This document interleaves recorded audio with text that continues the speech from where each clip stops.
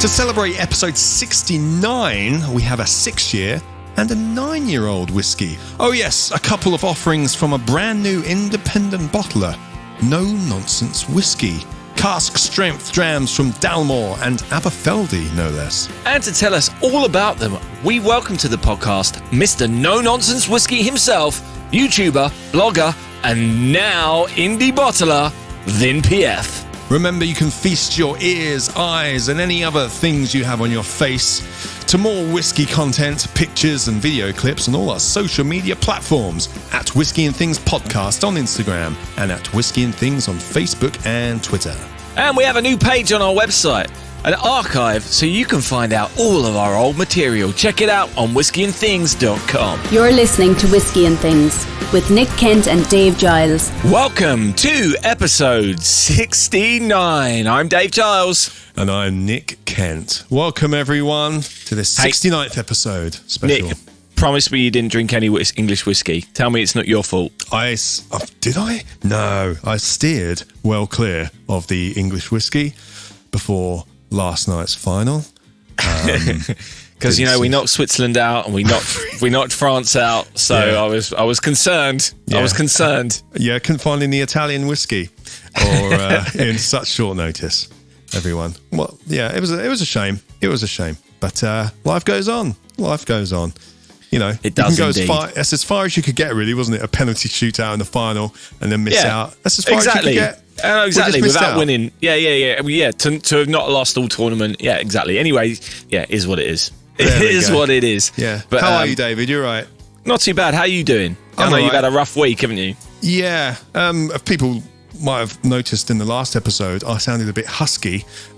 We recorded that last Wednesday or over 10 days ago now, whenever it was. I found out that day I had COVID, so I had to obviously isolate, and then I had a pretty rough 10 days, to be honest. The sense of taste and smell went, which we'll talk a bit about later on in our little interview segment. But I think we're getting back, but I feel better now. Dave. But, good. Yeah. Good. Are you okay? Are you untouched? Absolutely fine. I got pinged. Yeah. But, yeah, all all right.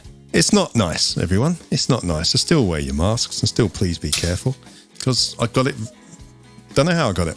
Went out and played a gig, my first function gig, and then, in 18 months, and I caught the virus. So there we go. Yeah, it is what it is. Be careful, everyone. Yes. Hey, Nick, we do have to congratulate ourselves, though. Do we? Yeah, because not only did you do that incredible job of recording with COVID, and I'm proud of you for that, and getting through that, and so on and so forth. As a result of our podcast, and I'm claiming credit for this, we did all the work. The Distilled board game is currently at £160,000 on Kickstarter. Yeah, what was their goal? 12 grand or something? 13 grand? Of their 13 grand goal. Yes. And they're well done, Dave Beck. You're welcome. Exactly. Dave Beck, you are welcome. Even though they made like 20 grand before our podcast even went out, well, it's definitely ours. They reached their goal in 23 minutes. Really? That's amazing, though. It's absolutely nuts, isn't it? Good on him. I'm so happy for him because he was such a lovely guy. Yeah. So yeah, if you haven't listened to last week's show, then please do. But yeah, 160. I should make an Abbey Road board game, mate. Clearly doing it all wrong. Will be really simple on that one. Good point. Yeah. Anyway, shall we... Just Dave Giles one. It'd be about making tea and stuff on the sideline. Yeah, everyone will love it. Space, tea, whiskey. There's a board game in there somewhere. But anyway, yes, let's get on with it. We've got a cool show today because we've got a great guest. Vin PF of No Nonsense Whisky is on. And he sent us some whiskies because he's become an independent bottler. And we taste them and it's great. And we have a chat and it's just... It's fun, isn't it, Dave? It's great. It's amazing. It's amazing. No, seriously, this guy's amazing, and his YouTube channel is amazing. You're going to learn more about it in the interview, so we won't spoil it too much. Other than Nick, roll tape.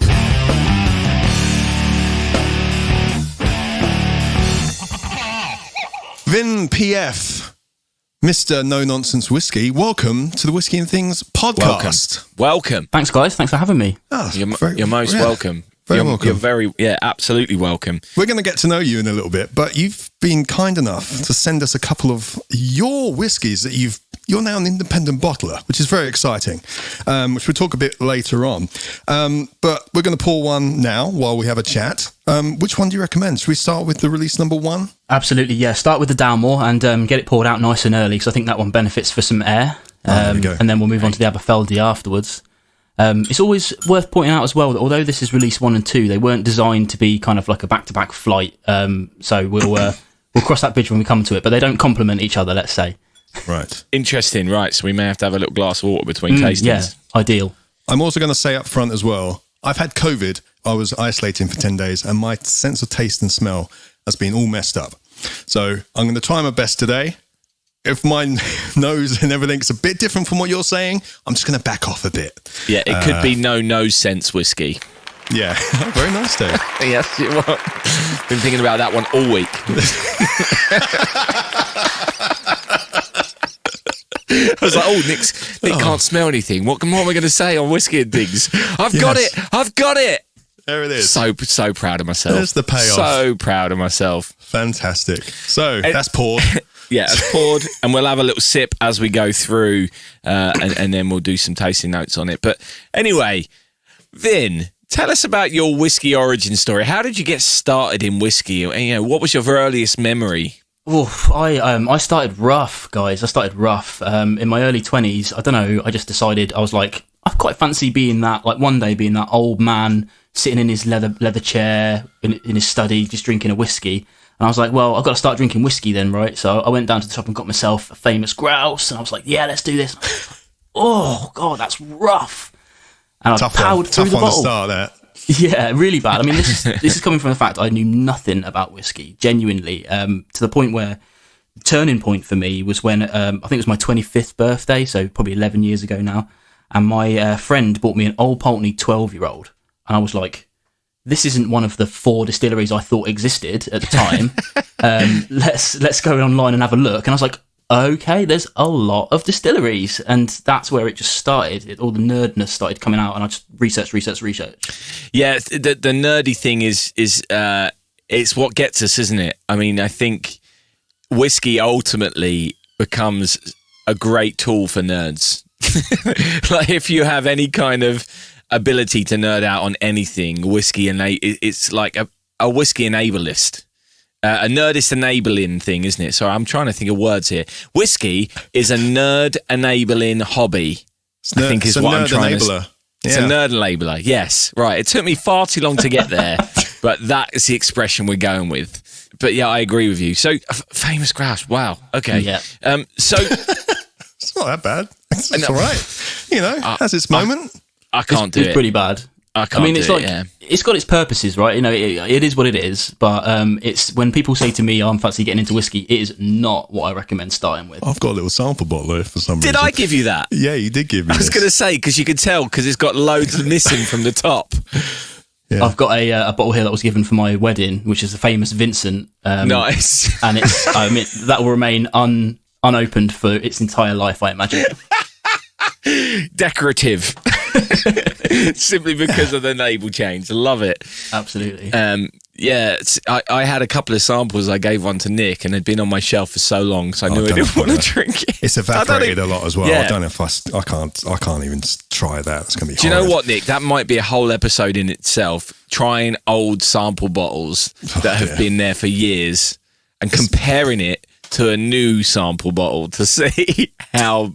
They call that flavour drift, I think. He's got a technical term for it, see? Nerd enabling hobby. Sort of, yeah. It's, old bottles compared to new bottles, whether the flavour has changed, either in the bottle or whether they make it slightly different now. It's called flavour drift.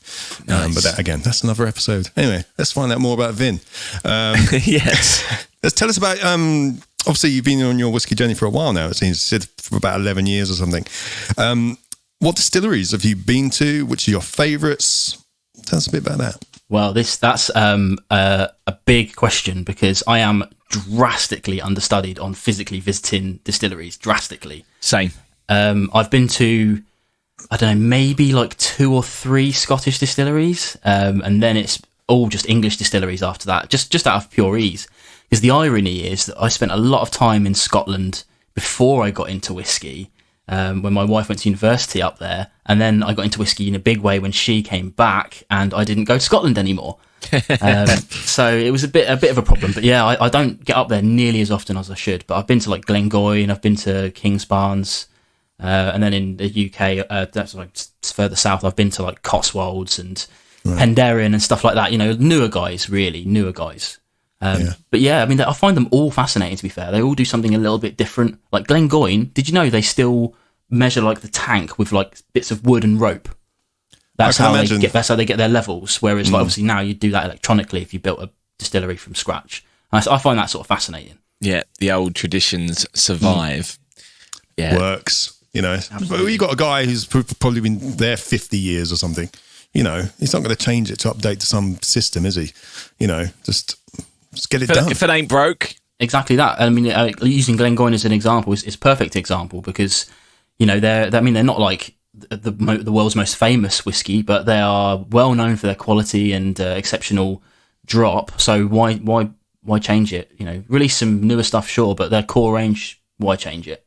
Yeah, absolutely. So for our listeners who haven't perhaps discovered you yet, what is No Nonsense Whisky and how did that start? Well, the running joke is that No Nonsense Whisky is probably the biggest lie going because it's pretty full of nonsense, to be fair. But I called myself No Nonsense Whisky at the start. When I started doing the channel, so I'm a YouTube channel to answer the question directly. When I started doing the channel, it was purely because none of my friends liked whiskey. And I was starting to get really nerdy about it, and I started talking about it a lot, and everyone was like, yeah, no one cares. And I started sort of watching YouTube videos, and there was only really like 2 or 3 when I started doing it, like a really like making constant weekly content.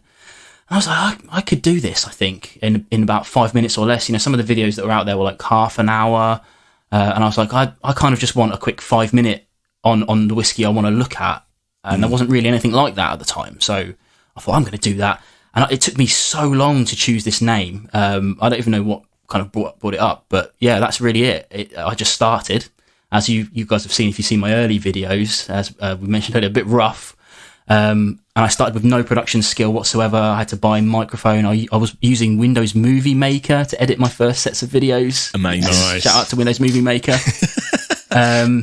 And it was just absolutely nuts. And my production time went from an entire weekend for one 5-minute video to now I'm roughly sort of an hour and a half entire production from start to finish, which is pretty good. I like that. That's the dream. That is, Yeah. Nick. yeah, we need to get on that. Yeah. It takes us an hour and a half to decide what whiskey we're going to drink. So what about your research then? Because I spend too long doing my research. Like, how deep do you go with your research? So I like to do, I've got a bit of a format these days, and I spend, much to the distaste of some people who just want the tasting, I spend probably about 2 minutes talking about something unique about the whiskey I'm drinking at the time. If it's the first time I'm discovering a new distillery, I'll talk about the distillery a bit. But I spend a couple of evenings in the build-up to a video sitting downstairs with the whiskey in a glass, if I've got enough of it, just watching TV with my wife, with my little notebook, and I've got got a few books up here to read and things like that. I just pick out a few little key facts, nothing too major.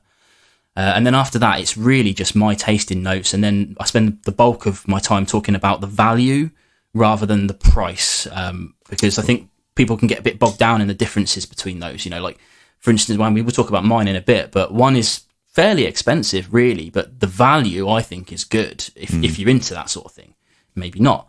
But I spend a bit of time thinking about if it's over 50 quid, it's got to be pretty special to make people want to buy it. And that's where my focus is these days. Yeah, it makes a lot of sense. And when did you start doing this? What, the channel itself? Yeah. 2016. Right, so your happy 5-year anniversary. Tis, yeah, in August. My first video went out in like May, but then it took me a little while to get into the weekly content situation. So I kind of start as August as my 5 years. Nuts, really nuts, and it's exploded. You know, I mean, it's I don't want to say saturated because that's not fair on new guys really, but there's a lot of people doing a lot of amazing content right now, and I'm just sort of really glad to be part of it. Even though some people might consider me as kind of like the first wave almost, but I try to integrate myself fully with everything that's going on if I can, because it's as you guys are discovering, it's an amazing community. Absolutely. I was just about to say that. It's blowing my mind how many people we're meeting and how many friends we're making just from the fact we started a podcast about whiskey. You know, it's quite something. Yeah, absolutely. I always say it to people. It's like YouTube's a wonderful thing because anyone with a camera can pick it up and do it. But it takes a bit of knowledge and a bit of research and a bit of like constantly watching videos on how to make it better, to polish it and bring it into line with what the kind of top heads are doing, let's say. But that's the benefit of it. You know, anybody can do it. Anyone can get better at it. Anyone can learn the algorithm. All you've got to do is have something vaguely interesting to say. And that's really my channel, is something vaguely interesting to say. Vaguely interesting whiskey. That doesn't have the same ring to it, though, does it? No, not quite. Maybe that should be a second channel. Yeah. I'll get the trademark right now. Amazing. So you have a blog as well, right? Did that come after the channel? Oh, yeah, definitely. I mean, it's all kind of come out of necessity, really. So the first thing I did was set up social medias, all the obvious stuff, Facebook, Twitter, Instagram. Realised I couldn't keep up with any of it for any length of time. That's got better as my process flow for the channel has got shorter. But the real big thing was like, this is a genuine true story. This is what I love about whiskey, is the stories. I was coming back from a festival, and I was not in a good way at all. This is a whiskey festival, and I was on the train, and I fell asleep on the train, and I woke up just before my stop, and this guy got off with me, and while we were waiting for the doors to open, he said, "I've seen your T-shirt, and I wondered what it was, so I googled you. Your website is utter crap." And I was like, oh. Amazing! And I think I was using like WordPress or something at the time, and I was just like, I need a website just so people can search. And I was like, oh my god! I mean, if someone who doesn't know me at all is willing to search me, and that puts him off immediately, I need to go and get a better website. So, but now once you've got a website, you've got to make content for it. So, that's where the blogs come from, and I don't update it as near as I should. I do a monthly whiskey of the month, where I go through the whiskies I've covered that month, and I get some guest writers to do some work for me, which is cool. I like that. But apart from that, I should do more. That is a nice idea. I like that a lot. I thought you were going to say that the guy on the train was a web designer and he was going to was pimping himself out. Yeah, if only. Like, you know how sometimes you hear these stories of people that are like, that's one of their fans is like, "Oh, I'm an animator. Do you want a little gift to start things going?" That hasn't happened to me yet. If anyone listening wants to make me a nice little cartoon logo or something, please get in touch. Right, yeah, there it is. We will put your contact details in the show notes, of course. But 5 years of fairly weekly content, you say? That's a lot of content, and that's a lot of whiskey. So how many whiskies have you reviewed so far, do you think? Have you gone back to any of the ones you did earlier to see if your notes have changed? Yeah, so... Has there been a drift? The drift, yeah. I've done about 350 odd numbered episodes, although I don't number them anymore. But I used to, at the start, I used to do 2 episodes a week. Oh, wow. To I don't know, just to keep it going. But I've took that back because I had a baby last year and I really had to keep it going but make it manageable. So yeah, I'm back down to sort of 1 a week with occasional Saturday videos. But yeah, apart from maybe once over a summer a couple of years ago, it has been every week for nearly 5 years, which is nuts. Yeah, and it's I have done a couple of years ago on I think my 3rd year anniversary. I went back to my first 3 reviews, but I've always said, like, I don't score whiskey because I can't guarantee that my palate is the same as when I started. Like, I didn't like peat when I started the channel, actually, like when I did it properly, and now I love it. So if I scored a Lafroig 10 4 years ago, a 76, and now I score it a 97, well, that's no use to anybody. Yeah. So, I didn't have. I should have kept samples. Really, that's something I don't do. I don't keep any samples from any bottle, so I can't do any comparisons years later. But that's probably a good idea. I might start doing that. Thanks. You're welcome. Talking of which, did you ever try? I mean, obviously you're bottling your own whiskey, but did you ever do infinity bottles or do anything like that? Yeah, actually, I recently stopped doing infinity bottles, but I used to do 3 different infinity bottles, and that was one for American style whiskey, so anything bourbon, rye related would go in there.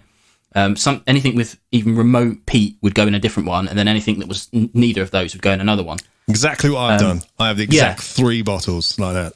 Because, I mean, as you probably realised when you started doing infinity bottles, just chuck everything in it. Well, very often it tastes utter horrible. So it's just, you've got to split those out. Otherwise, you run the risk of it constantly being bad tasting.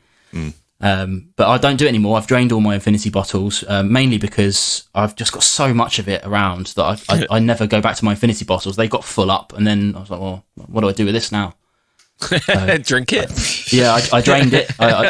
Down me, of course, not down anywhere else. But I drank it, and then I stopped doing it because it was just, it was fun for a while. But maybe I'll do it again another day. Nice. So the other thing which we've discovered recently from being involved in the different whiskey communities is the challenge coins. Now you have some challenge coins. Can you tell us about? And you sent us some, and they're lovely. And actually, it's the first challenge coin Nick and I have ever had. Yeah, first one. It's like crack, those things. And once you get into it, you're like, oh, actually, I quite fancy this person's one. I quite fancy that person's. Yeah, actually, I should give a massive shout out to one of the first channels, some guys in America called the Scotch Test Dummies. If anyone hasn't come across them, you should definitely follow them because they've been going for way longer than I have. Nick will put it in the show notes. Yeah, they came up with this idea, and this is it's a very American military tradition of the challenge coin. And the units would carry these coins. And the general idea was a little game that when you went down the bar or the mess or whatever, someone would go, get your challenge coins out. And you'd be like, oh. And anyone who didn't have your challenge coin rounds on you. So you had to carry this thing everywhere with you. Right. But anyway, they come up with the idea to do their own challenge coins. They got these made in America. And thankfully, they sit nicely, for the benefit of watchers, on a Glencairn. So we call them like whiskey hats as well. And then basically we all just robbed the idea off of them. And it just kind of went nuts now, and people are making them all over. Some of them fit differently. I've got some like clear ones up here that I've had made for myself, but they were patron only, but I ran out, unfortunately. I think they're brilliant. They're brilliant little collectibles. People either like them or they don't, but actually you can feel they're nice sort of weighted units, aren't they? They are, yeah. I'm liking the quality, good quality control. So they all have different numbers on them, do they? Yeah. So I've got 52 the idea behind so they're kind of like serial numbers. I kept a couple for myself. Like I've got 85 here, and I've got in my current possession up to like number 500 available. I guess there's a few that I've obviously sold out over the time, but I was doing one batch a year. But because of COVID, that's kind of stopped a little bit. This is last year's, but this is still available now. I'm not sure if I'll do them again because as I mentioned earlier, it's got a bit saturated. There are loads of coins. I don't know if you can see here. That's my like collection of coins just here. Oh wow! Yeah, so it's like you've had a lot. It's like you've had a great game of poker. Yeah. And I think that's what people like about them because they really are kind of poker chip. We get them made by a poker chip manufacturer, so it's on that same vein. But yeah, just a lovely little thing to show support for whatever channel or whatever situation you're in. Yeah, you guys should look into getting them. Yeah, we are. But it looks like we've missed the boat. So we're gonna be following on to that at some point. But we're waiting for various people to email us back about it. But anyway, that's a whole other story. It's coming soon. Anyway, Nick, should we do some of this whiskey? I think that's a wonderful idea, David. Whiskey? This week's whiskey. Let's start off with the new independent bottler, No Nonsense Whisky, release number 1 from the Dalmore. Tell us a bit about this. Well, firstly, actually, let's talk about a bit of the process and how you got to sample these and decide on these 2 casks, essentially. Actually, let's go back before then, Nick. I think there's a story before then. At what point when you were making videos did you go, I need to do my own? Oh, do you know what? It wasn't that long ago. I think the guys I'm working with on this are a shop and kind of broker called Ushki. It's only available through them. But I spoke to them a few years ago, and at the time we couldn't make it work. It's a lot of money to get this done. Let me tell you that. Anyone who's looking into it, it's not an extremely good business model, that's for sure. So you do it for the fun of it, which is what I did it for.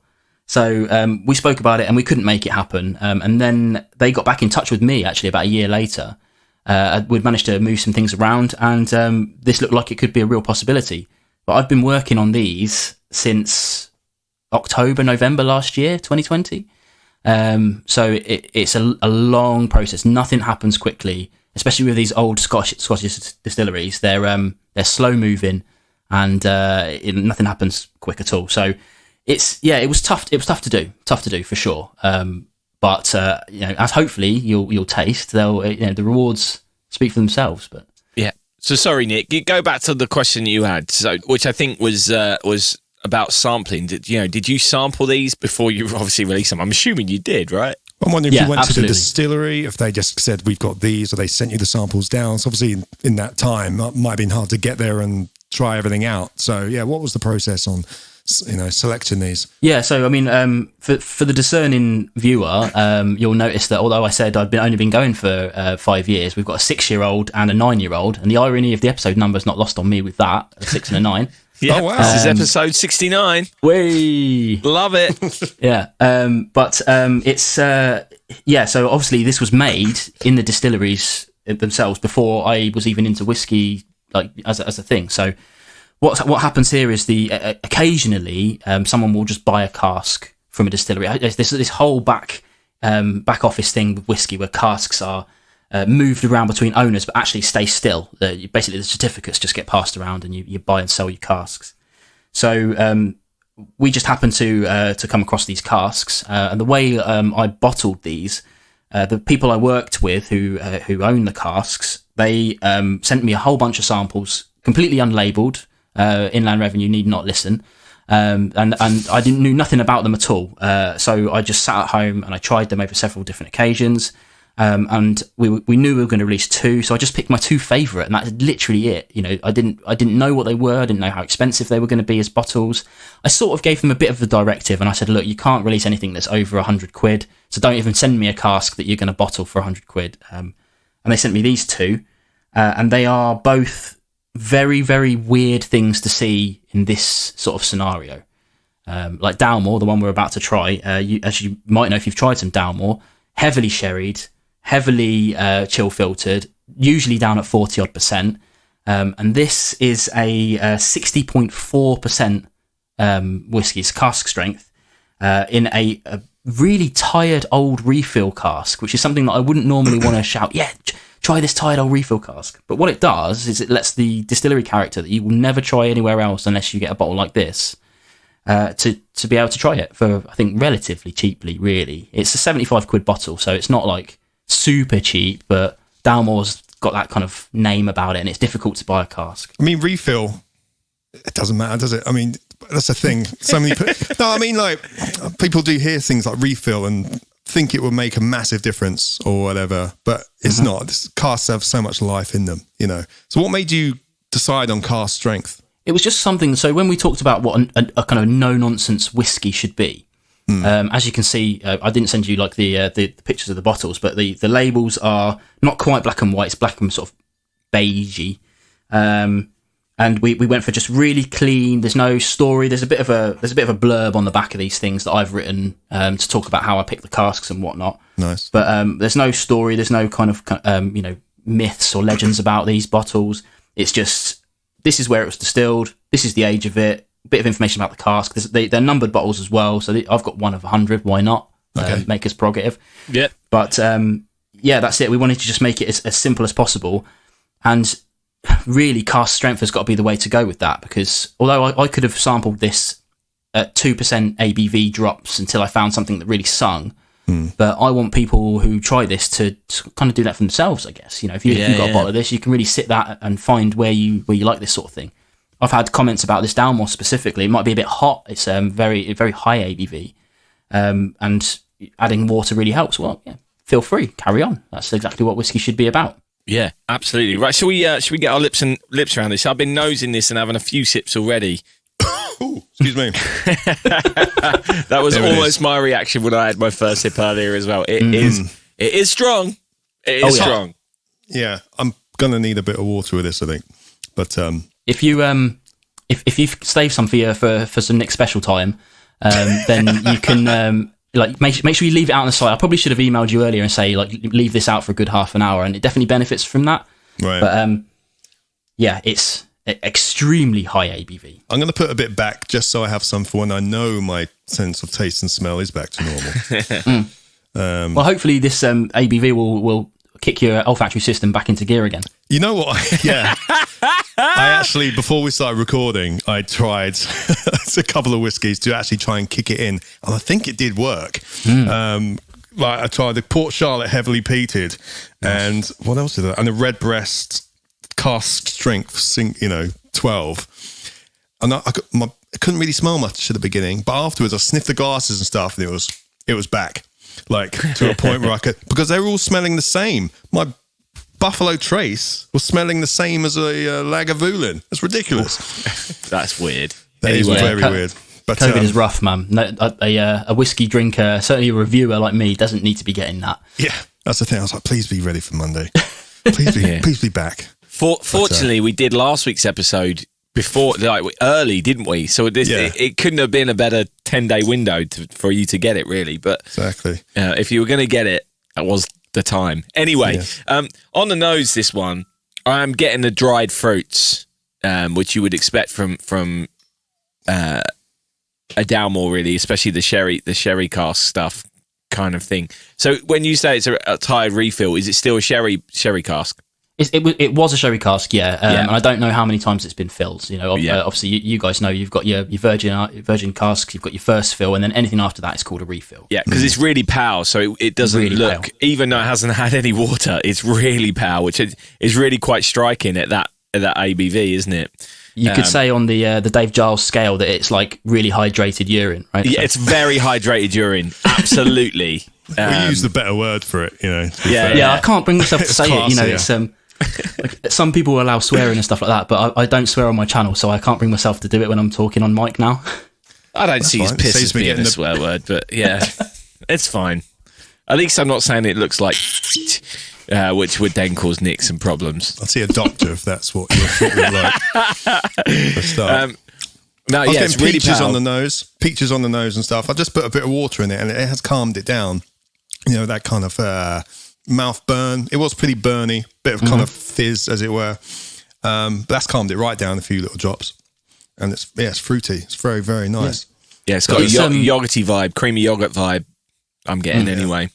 Things I get on this, I always say it's very light and it's very sort of fresh and clean if you ignore the ABV, and intentionally so. This is what Dalmore actually produces before the kind of heavy sherry gets involved in it. But I get like kind of vanillas, that kind of creme brulee vibe coming from it, and a bit of lemongrass. It's not like lemon citrus straight off like squeezed. It's a really faint lemony citrusy that's coming from it. Yeah, I'm getting that. Creme brulee is a great shout. I love a creme brulee. So happy days. Yeah, it's also quite. I think on the if I'm skipping ahead to the palate, but it's also a bit like spicy, like a cracked black pepper spice. Whereas if you literally put black pepper on your palm and put it in, you'd get that tingling sensation. So yeah. I do admit this freely. It's not the most flavourful whiskey in the world for sure, and that's really not where. As luck would have it, where it comes out, because this is really for the nerds. This is one where you're like, I have never seen Dalmore like this before. I've got to have a go on it. That's where I would sort of class the purchaser of that bottle.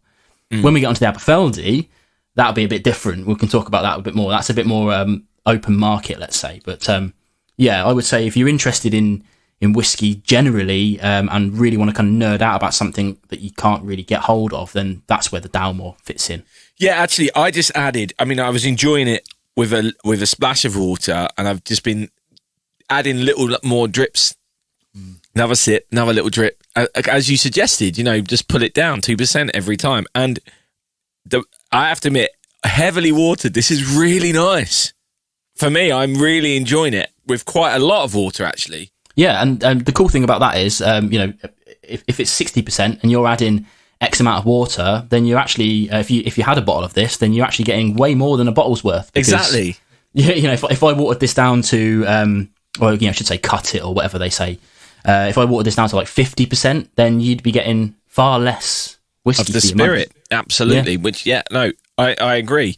This is a whiskey which, if I had, I would drink with water, and therefore it would last longer. So actually, for 70 quid, for a unique geek out experience, which still, you just said it didn't have much flavour. I beg to differ. I think there's a load of flavour in there. It's the pepper is a great shout, and it lasts forever. It goes on forever. It's a real long finish, and it's one of those. I like whiskies that do this.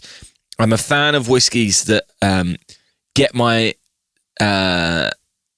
get the juices flowing in my mouth rather than dry them out. When the more tannin-based whiskies often don't do as much for me as when a whiskey touches my tongue, my mouth explodes. That's what this has done. And it did it from, obviously the high spirit probably helps that as well to an extent, but the flavour then wraps around your mouth. And that's what I really enjoyed having it. And particularly even with water, and it's the creaminess that, as you've added the water, the creaminess is what I'm really enjoying. With pepper, cream and pepper, who thought that was a combo that I would enjoy? But alas, whiskey continues to blow my mind. Boom. Absolutely. It'll be a sad day when you're if you sit there and you've been doing sort of another 40 episodes and you go, that's another one that has not blown my mind. Yeah, that's when you got to stop. But that's why I like the newer guys, because they have to compete on a different scale, and they can't like these refill casks. They can't have a billion casks sitting out their yard to choose from. They've got to make every cask count. So and they're producing some amazing stuff across the board. You know, it's such an amazing time to be part of whiskey. I don't think it's ever been so popular as it is right now. See, sorry. I was listening to what you just said, but I just want to go back to the tasting, because I'm just sitting here thinking, would I ever get a tin of peaches, cover them in Greek yogurt, and like a plain natural Greek yogurt, and then put pepper on it? I don't think I ever would have done that. But now I'm thinking, is that a really good dessert? Because this is really nice, and it's got peachiness, creaminess, yogurty goodness with pepper. Nick, how do you feel about that? I'm trying to think if I've seen that on like Chef's Table or something, you know. Some fancy Michelin star restaurant might do something like that. Yeah. So some things go weird together, like chili and chocolate and that kind of thing. You got that hot pepperiness and sweet from the chocolate. That's meant to be great. It's worth a try. It's cheap ingredients, mate. I know. That's what I'm thinking. I'm sitting there thinking, I might go to the shop tomorrow and do something stupid. Yeah. It's one of instant that's how you get on. Yeah. And if you've got some of this left over, drink it with it and see what happens. Yeah, absolutely. Dribble it over the top. Yeah. There's a syrup. Yeah. Beautiful. All right. So I thought this was great. Nick, what are your final thoughts on this before we move on to the other one? I'm loving it. I'm hoping my palate is doing it justice, but I'm enjoying it with some water. It's fruity. It's peaches for me. Well, I only got the peaches after you said it, and then I was like, oh yeah, absolutely. So I think you're doing all right, Nick. I'll have another little taste in a week or so with that bit I've got left there. But, that'll air out nicely. That because it's definitely susceptible to some bottle shock. We've discovered. That's a new if you've heard the term. Yeah, like one of the worst times to open a bottle of whiskey is directly after you've taken it off of the delivery man, because who knows what they've done to it. But it can, you can shake up a whiskey and make it taste different. Yeah, you might get a bit of cork taste in there as well, depending on how it's been in the van. You get a moist cork, and it can, you want that to dry out. It's annoying when that happens. My mind has just been blown. Bottle shock. I've never heard of any of that. No, but it makes complete sense. Yeah. Well, a lot of people going on about the neck pour at the moment, aren't they? And whether that actually has an effect. Jury's out a little bit. Again, what does that mean? It means the first pour, which comes from the neck. Yeah, absolutely. Yeah, you got the air in the top. Has that air affected the taste? Obviously, it's it's a big one. Oxidization is probably another podcast in itself. But definitely. There's been a lot of papers written about it actually. So there's some definitely research that can be done. But oxidization 100% happens. But evaporation is extremely unlikely inside a bottle stored correctly. Even if it's down here, if you store it correctly, it's very unlikely to get to the point where that it affects it. If you've got a dribble left, then please do kill your bottles. But there's no need to keep an expensive bottle down here. But it's definitely contentious. Some people don't like whiskies when they go halfway down. Some people love them. I think most whiskies tend to open up with a bit of air, which is why I would wager 95% of whiskey drinkers would say leave a whiskey out in the open if you don't like it for a bit, and just see what happens. But inside a bottle, questionable at best. Yes, and it does depend on how many times you're opening that bottle as well, letting the air out and putting it back in. You know, if you're going and sniffing it every week, seeing if it's changed or whatever, yeah, it probably will. But there we go. Anyway, smarter men than me are looking into that. So I don't know, mate. You look pretty good tonight. Pretty smart. Got your glasses on. Yeah, blind. Let's move on to... Oh, okay. That wasn't a very good joke. Fine. I liked it, Dave. I liked it. Thanks, Finn. Appreciate that. You're listening to Whiskey and Things. Release number 2. Release number 2. Aberfeldy. 6-year, 59.8 ABV. So a weak one with this one, really, isn't it? Oh, yeah, definitely. 59.8. I mean, I tried to push for the 60, and they said no way, you can't have it at 59. And I was like, I don't know, the world will kick off. I'll have pitchforks at my door. But yeah, so this one's a little bit younger. Again, Aberfeldy, a distillery that you don't see independently bottled very often. And if you do, it's usually under the pseudonym Pitilli or something like that. I'll probably massacring the pronunciation of that. Okay. Yeah, so you don't see them very often. Some of the big boys do it, like Boutique and places like that. They'll have an Aberfeldy, I'm sure, of course. This one's a little bit different because it's again, it's sherry influence, but it's a recharred hogshead. So this one's been had a bit of extra something to it, a bit of extra fire to rejuvenate it, which is why we're getting a much better colour. Let's say I don't usually like to say colours are better or worse, but it's a bit deeper, like a darker isn't it? colour. Yeah, it looks richer. Yeah. And as you'll hopefully find with this one, it's like polar opposite to the Dalmore. This one's really juicy fruits, some other stuff in there as well, like some kind of cinnamon spices going on, I find. But hopefully this should be, although you said about tannins earlier, Dave, this should still get your kind of juices flowing, hopefully. Yeah, so they're both Highland whiskies, right? I've got that right, haven't I? Hey, Nick, before you try this, I think I sent you... Too late. All right, okay. I think I sent you an Aberfeldy, because we've not had an Aberfeldy. No, we haven't. And I think I sent you one of their core range, a sample. The 12-year-old. I haven't done this yet. Yeah, I didn't do a side-by-side with this. But it'd be interesting to see, actually, because I think, although I haven't done a side-by-side, I'm well-versed at Aberfeldies, and I think the distillery character should shine out a little bit. The ABV might hide it a touch. Yeah. But they're again, well-renowned for bottling at 40% and chill filtering. Yeah. So it's this should give you a little bit more of an inside knowledge of what the distillery actually produces. And after only 6 years, that colour is lovely, I think. Yeah. And it doesn't surprise me because the bottle that I have comes in this big golden box, and they call themselves the Golden Dram. So you would expect a good colour from Aberfeldy. I've never had it. I just got this bottle on the side waiting for Nick and I to delve into it. Do we mind if I go and get mine? Oh, go ahead. Please do. I've got a special place for the Aberfeldy 12-year for sure. It's a great dram, but it is a victim of its own ABV and its own chill filtration. But it's cheap enough, and that's the benefit of it. Yeah, that's the youngest one they do, isn't it? The 12, I think. Yeah. I was looking and at in their core range, yeah, definitely. Yeah. I think what's amusing is that you are No Nonsense Whisky, but this packaging could not be any more nonsense. Shocking. I mean, in many ways, standard bottling. The bottle's beautiful. The case it comes in is interesting. Borderline tacky, borderline incredible. I haven't made up my mind on it, but I got this for Christmas from Lynn Lockman. So I haven't tried it. I just poured Nick a sample. That's all I've done so far. But I will now pour it myself. And I feel it's an unfair comparison because obviously they're completely different, but they've come from the same distillery. And I think what we're going to get with what you've given us is a true flavour of what the distillery is because it's cask strength. Yeah. Whereas hopefully. Yeah. It'd be interesting to see whether we pick out. Yeah. It's the 12, but ramped up. Is that what you think? Yeah. Okay. What way and round? In half the time. What way round do you think I should do this? I'll start with the 12 first, I reckon. Start with the 12, definitely, Okay, yeah. right. I don't think you'll be able to taste much of the 12 after the 6. It's very nice. It's very nice.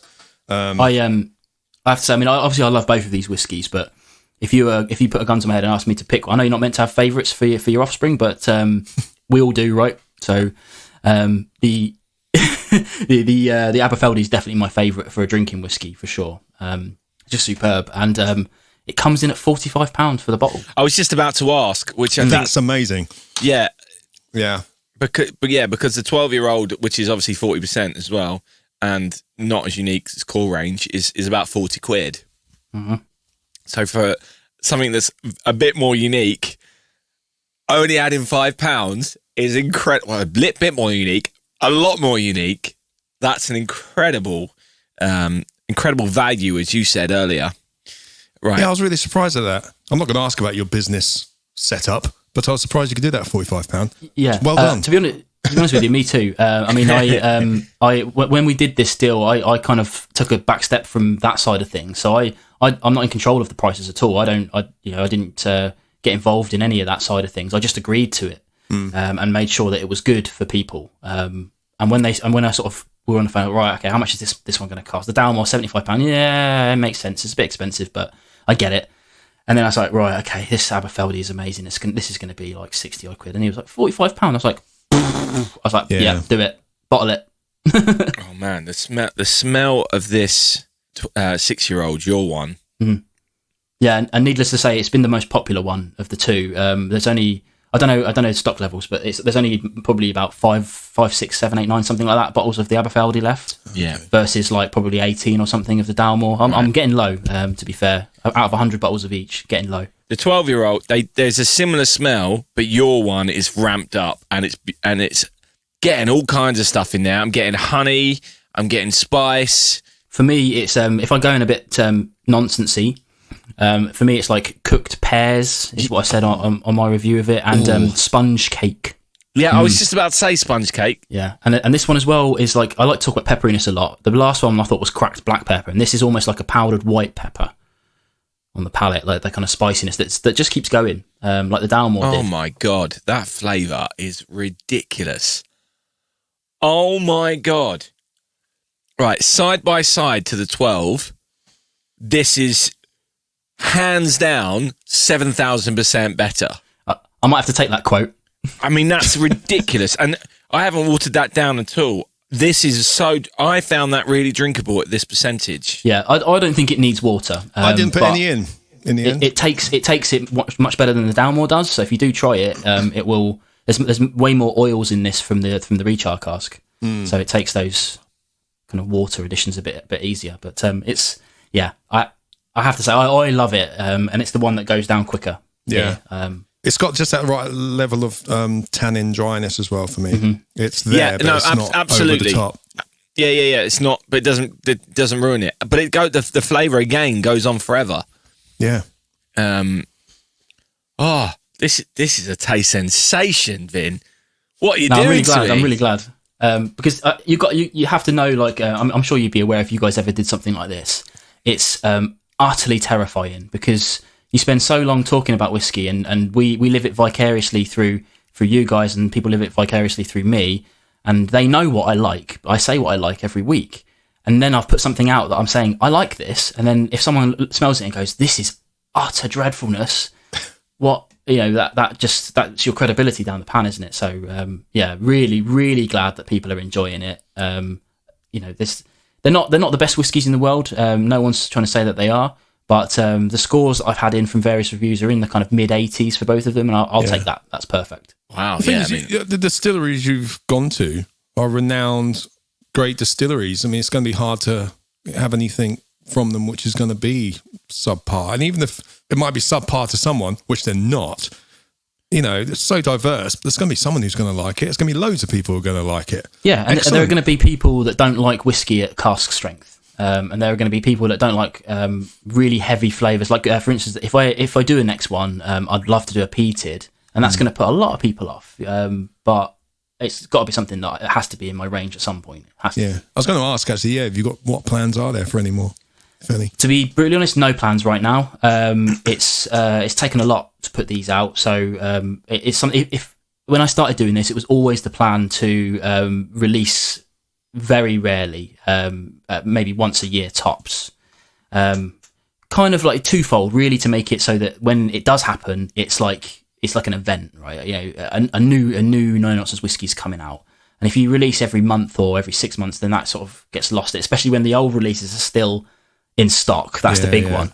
The stock's got to go, and then I'll figure out another one. So if people do want to see it, please do pick up some bottles. Cool. Well, where can people pick it up? Well, I'll be honest, Nick. I've been quiet for the last 3 minutes because I've just bought a bottle. Oh. I just was like, this is so good. There's only 18 left. I need one of these. What, the Aberfeldy was that? Yeah. Oh, look at that. Yeah. I'll expect my sample in the post. You've got one. You just had one. Oh, thanks, man. I really appreciate that. That's dynamite. Yeah, because it's tough. It's tough to release these things. It really is. And I would love to do it again. But hopefully, people are liking these things. Because I have to say, if anyone's listening who does know my channel and did buy a lot of this, I've been finding a lot of people have been keeping their bottles. Right. Because they think that, I don't know why. Maybe they think I'm going to be super famous one day and they'll have release 1 and 2 sitting there unopened. But I really, really, really hope people will open them and enjoy them, because I hope that doesn't happen. I mean, these are sealed right now. The ones I've got here, numbers 1 and 1, but they'll get opened one day for sure. There's no way that they'll disappear into the collection. Yeah. Well, you just buy 2, don't you? You open one of them. There you go. Yeah. Good advice. Yeah. Please do buy 2. It's not bad. It's not a bad shout. 45 quid. Come on. Yeah. Annoyingly, I've already bought one though. I'd be paying postage twice. I haven't thought about that, had I? But no. I think this is a whiskey to drink. This is, it's limited and whatever that means. Yeah. But that's the most overused word in all history. Like we were saying, I was talking to McMira recently, and they're my absolute favourites for it because they make really good whiskey. You know, you've had Rich on a couple of times now. He's a really good pal of mine now.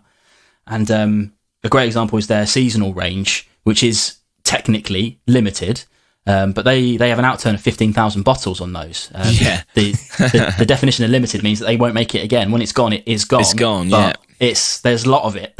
Yeah. So yeah, I mean, the 100 bottles is an interesting one as well, because we split a cask. So these casks still exist somewhere. They're not mine. I don't own them. They'll go to somebody else later down the line. We just sifted it off at that number because we thought that was a good number for a kind of test the water for this thing, because we genuinely didn't know if this would work or not. To my knowledge, only 2 other YouTubers have done this. Obviously, Ralphie, if you ever knows Ralphie, he's the kind of godfather of Ralphie.com. Whiskey Tube. And then some American guys who obviously don't have a sphere of influence over here for bottles. So really, I mean, Ralphie only does it once a year. So yeah, it's a slow market for sure. But I think the fan bases and the community is amazing enough to support stuff like this. Yeah. If you guys ever wanted to do it, it's definitely worth looking. Well, at. yeah, we are looking into it in various ways. We still feel like we're too new into it to do it at the moment. Maybe a year or so. When we're still doing it, then that's the time, because I think we'll know what we want more as well by then, and I think that's more important. The whiskey. To answer Nick's question on how do you get it, ushki.com. Yeah, I completely forgot you asked that question. Sorry. Yeah. No, it wasn't your fault. I was going to put it in the description anyway. We would have said afterwards. Ushki.com. And Nick will put the link directly to the No Nonsense stuff, but the website's fairly easy to use. Yeah, and it's. I mean, this will serve you right for jumping ahead and being quiet, Dave. But the one of the things that Ushki are doing. Oh, don't tell me there's a discount now. So yeah, I wouldn't say discount, but basically there's a members part of the website. Brilliant. That you can join for like £8 a month, and my 2 whiskies are heavily discounted on that members front. Brilliant. So yeah, sorry mate. It comes out at like if you ordered like both bottles, I think you basically get shipping for free if you remember. Okay, right. Yeah. I can deal with that. I can live with that. It looks like they got a load of cool stuff on there though as well. They've got a lot of other cool whiskies. All look different because I'm guessing they're all independent. So have a look round, I guess, and they've got some nice coasters, nice wooden coasters on the front page as well. Yeah, I mean, coaster. Yeah, I know you do, mate. These ones would look good on your bar. You reckon? Yeah. Can't have enough coasters. You can't have enough when you got a wooden bar. You can't have enough coasters. Absolutely, yeah. Otherwise, you just need to cover it in glass or something like that, don't you? Yeah. But available through Ushki. It's only available there as well. They're my kind of partners on this. I'm not sure what will happen going forwards, but it's all on there, and they've got new stuff all the time. Like I said before, I think that if they have added it or not, they've got one of those Untold Riches. Have you seen this brand? Untold Riches, a Boonhaven 25-year-old, and I think they're selling it for like £200, which. I mean, if they have added it already, that'll already be gone. So I can't see that on there. Nah, that'll be gone. But yeah, they add stuff like that all the time. So it's they're definitely well worth looking at. Cool. Well, yeah, this whiskey's good. I think the fact I've gone and bought a bottle straight away says everything about it. And I think the value is outrageous. Outrageous. Yeah, I genuinely when we talked about the business side of things, I couldn't believe just doing the calculations in my head, how anyone's making money off of that. But it's ridiculous. It's ridiculously cheap for what it is. But the Dalmore as well. Again, it is expensive, but it's not expensive though. It's still not. Nah. It's still not over £80, which is still. Yeah. Nick and I spoke about this a lot in the old days when we started this. If you said £50, we would have said that was expensive. But now having had whiskies that are over £150. And having enjoyed them and considered buying them, it's not now going down to £75 for a whiskey which is good and enjoyable and shows value in the nerd as we started off with this chat. The nerd enabling factor of whiskey, especially at 60% as well. Yes, you can get so much more out of it if you want to, and you probably will.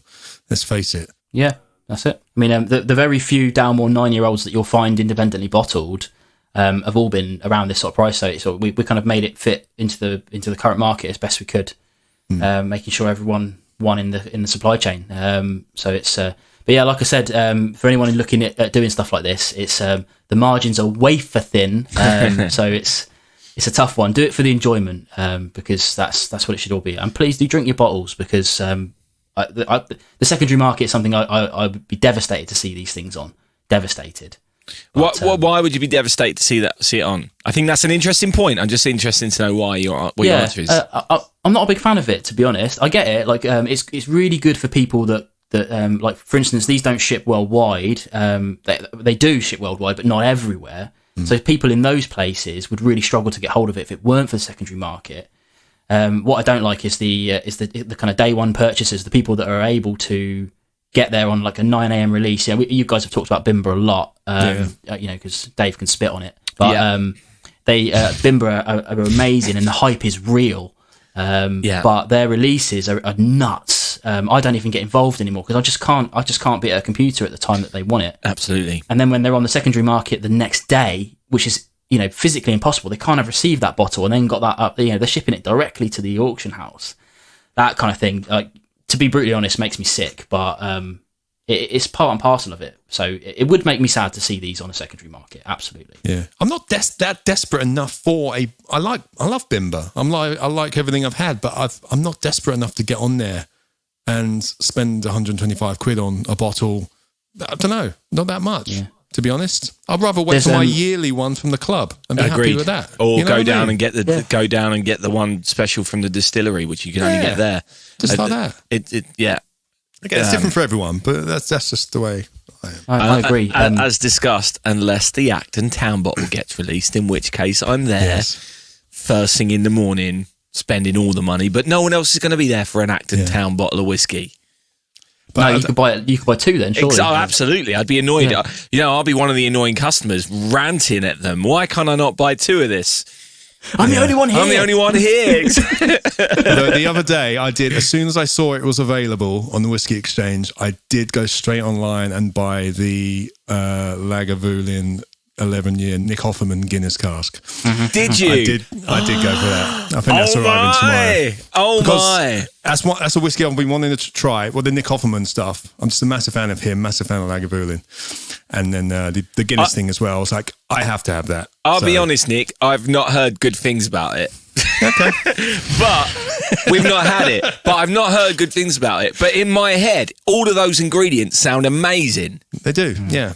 And therefore, I'm intrigued to try it. And I I'm think gonna enjoy I will enjoy it. I think I will enjoy it. It annoys me because I saw someone talk about it and they were like, oh, it's right. Oh, it's rubbish. And yeah, exactly. I gave her another option there for the edit. It's fine. You can tell I've had 2 whiskies that are over 55%. Jeez. Well, this is why I wanted to do it at 8 p.m. and not like your usual recording time. Yeah, absolutely. But receiving that bottle is going to make me smile. No, absolutely. And that's what whiskey's about. I'm going to look at that and go, I like that. And it's cool. An event. It's similar to that Apollo 13 bottle of whiskey I've got, Nick. Yeah. Yeah, I'm interested in that. And yes, I am going to open it. But no one else will be. Well, very few. Well, for some people will be. But it's that kind of thing, isn't it? I've just had another sip of this, and it gets better and better and better. You know those fruit salad sweets? Mm-hmm. I'm getting that all over this Aberfeldy, and I love those little fruit salad sweets. It's been a while since I've had a fruit salad sweet. I'm not going to lie. You know, you had the fruit salad and the blackjack, and I love the fruit salad ones. If I see them at a tuck shop when we're doing a wedding gig, you know, they had the sweets, sweetie thing. I just go and grab a handful of them, stick them on my amp. It's amazing. There you go. This is like looking at the musician in the corner stealing the sweets. Stealing the sweets. Oh man. Most of us go to the cheese board. Yeah, Dave goes to the sweet table. Yeah, that's me. Anyway, Vin, thanks so much for joining us. This has been amazing, and what you're doing, I think, is very good. I love your videos, and I love the fact you've done this, and I love even more the fact that you're not doing it for the money. You're doing it because this means something to you, and I think that adds so much more value to it as a whiskey nerd, because it's like it's being done for the right reasons. And I'm sure you could probably add margin on it and people would buy it because they're fans of No Nonsense Whisky and they want to help you out. But you're not doing it for that reason. And I think that's commendable. And I love that. I absolutely love it. And I can't wait to get my bottle.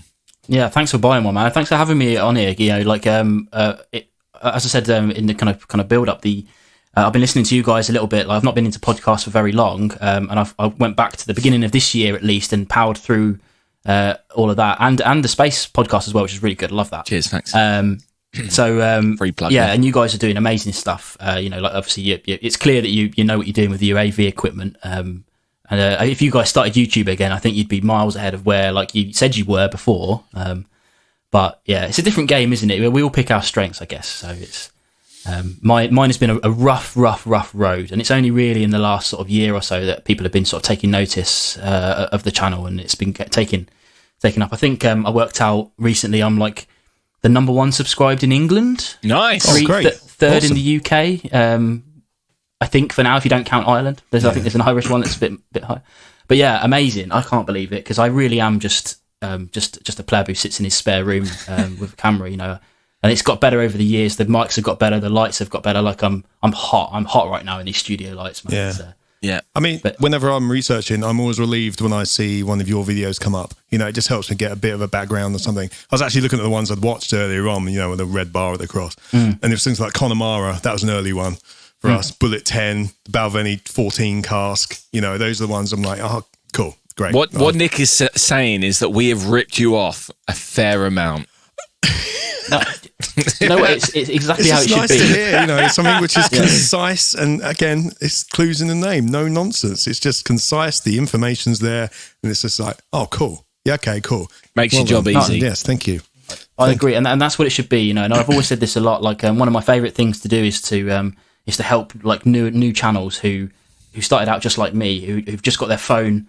And they're you know the audio's not great, the lighting's not great, and they'll sort of come to me and think like sometimes they think it's been an overnight success for me, and they don't see the 5 years of grind. But that's the nature of the media. But one thing I'll do is sit down with these people and go through their YouTube channel and sort out their meta tags and stuff like that, and teach them not only how to make great content, but how to get that content seen, because that's the big one. You know, especially like you guys know in the podcast world, this SEO is not helping you at all, is it? Really, you know, it's people have got to know who you are and how you do it. Whereas YouTube is the second largest search platform on the planet, behind Google, which is also YouTube. Yeah. So it works for me in the background when I'm sleeping, and mastering that is the hard part. It's not just the good content; it's all that stuff that people don't see. So hopefully, the boring if anyone, stuff. The boring stuff. It is boring, but it's horrible. And then they change algorithms, and it all goes to ruin. But you know, that is part of the game, isn't it? And it's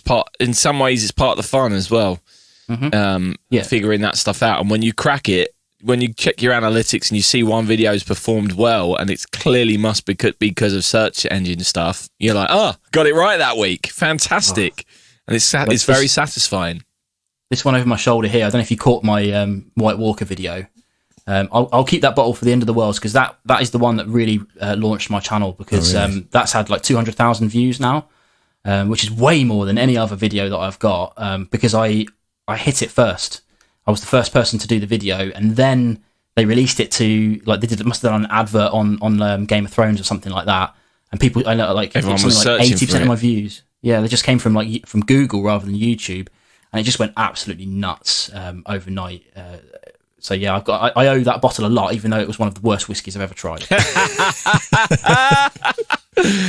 Did you chill it? That's one. Is that the one that goes in the freezer? Yeah, so it does go in the freezer, yeah, but like as I said in my video for that, like any spirit that advises you freeze it first, it does not take itself seriously. And it tasted worse cold. I didn't get it at all. It wasn't that bad. I did finish the bottle. I didn't throw it away. Not like I did. I've done it once, I think. Yeah. But yeah, I did finish the bottle, but I'll keep that bottle forever, because it's part of my backdrop now. Amazing. Love that. Fantastic. Good story. It's a good story. All right. Well, good luck. I'm sure we'll have you on again if you're joining us. I'm sure we've got plenty of other whiskey things we can talk about.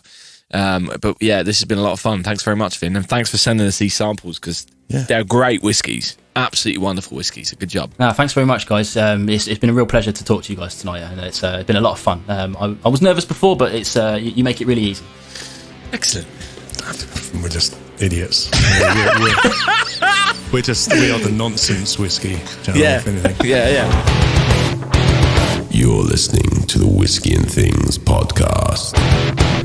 As always, you can watch the full uncut interview with our guest, this week being Vin PF, on our Patreon page over at www.patreon.com/whiskey and things. If you want to find out more about No Nonsense Whisky, head to nononsensewhiskey.com, and his socials, etc. I'm going to put in the description.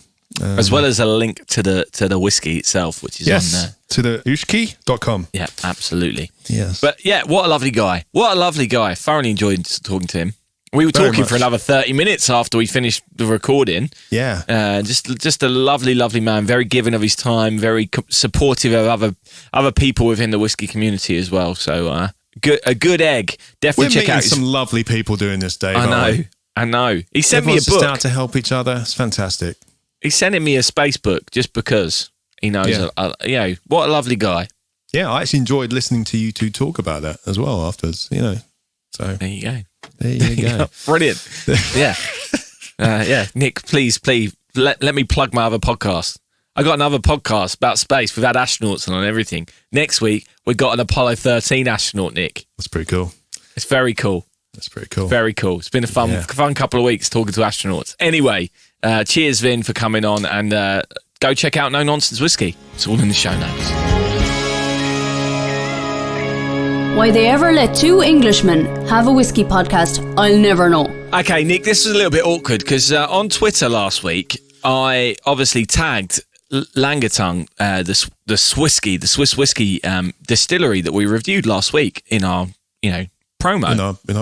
In our tweet about the episode, as you do. You're tweeting. And I felt like I may have been a bit negative about the whiskey. I don't think I was. I just said I thought the whiskey was good. I thought it was overpriced in the UK. Yeah, no, we were fair. I think the point we were drumming home is the fact we haven't tasted a Swiss whiskey because they were recreating bourbons and peated stuff and this, that and the other. We didn't know if they were doing a Swiss whiskey. But they've replied, haven't they, Dave? They did reply, and it was a 3-part tweet, which made me think, oh God, I'm being told off here. They said, thanks for the review. Whilst our roots are from the 1850s, whiskey distilling was banned in the war. A rationing measure was not repealed until 1999. This means that while Switzerland has a long tradition of brewing, winemaking and distilling spirits, Switzerland is a new whiskey world producer. So a common style of Swiss whiskey has not yet evolved. As for Langerton, we focus on whiskey and focus on maturation in former wine cask. Cheers. Cheers. So, yeah, a little bit from them. We didn't discover that was the reason they started. No idea about the rationing or the issues with the war and all that kind of stuff. So yeah, I read that. I just didn't put it in because I was ill and I was trying to get through the history part quickly and not boringly. But as a thing, I think around Europe that was maybe kind of a wide kind of issue during the war. Yeah, probably was. Yes, but thank you for the response, Langerton. Whiskey UK Twitter page. Yes, but yeah, no, I don't think we were mean about it. We just wanted to know about us whiskey, and they've let us in on the secrets, on the little thing there. Yeah, so absolutely. So anyway, nice. This weekend today's episode 69, and this weekend we're recording episode 75. Yeah, we're doing a live show. We've mentioned this every week for the last few weeks. We're doing a live show recording for our Patreons this Sunday at 8 p.m. in UK time. And we're going to be trying Woodford Reserve this time around. A couple of people have already let me know they've got some, which is lovely. Sweet, yes. Because we've done that. We did a Jameson's, we've done a Glenfiddich, and now this is our third one. So we thought we'd go bourbon country. And so this episode obviously comes out on Wednesday. So if you join our Patreon before Sunday, you can join us. So that's Sunday the 18th. Consider coming along. They're always really great fun. Yeah. And, you don't have to have a Woodford Reserve to come along. If you do, fantastic. If you come and have a chat. We have a little chat at the end, Have a chill out. We had an after party last time on my Discord. It was good fun. Yeah, it did. Anyway, Nick, I think the Angels have had their share, mate. Oh, mate, it's been a bumper episode this week. Vin's had his share. He did have his share. Loved him, though. Let's get Vin back on another time. Absolutely. Yes. So, they've had their share. So have you, everyone. Cheers. Thanks for coming.